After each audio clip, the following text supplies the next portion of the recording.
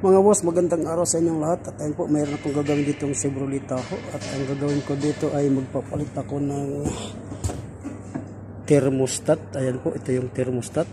Then ECT sensor. So ayan po, ito yung ECT sensor.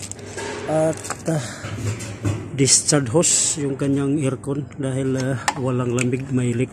At pati yung kanyang hotline tube. So ayan, ito po yun. At bago ko kakalasin ay pinikturan ko muna at binidyohan ko muna yung mga papalitan kong pisa. Saan po at kakalasin ko to yung resonator nya at yung kanyang air cleaner. Then para ma-access natin yung pagpalit ng thermostat, ECT sensor at ng discharge hose saka yung hotline tube ng aircon.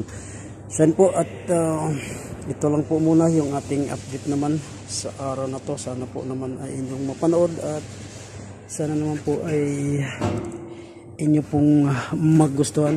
At hanggang sa sunod pa nating mga gagawing video ay atin pong antayin at antabayanan at tuloy-tuloy pa rin ang ating panunod.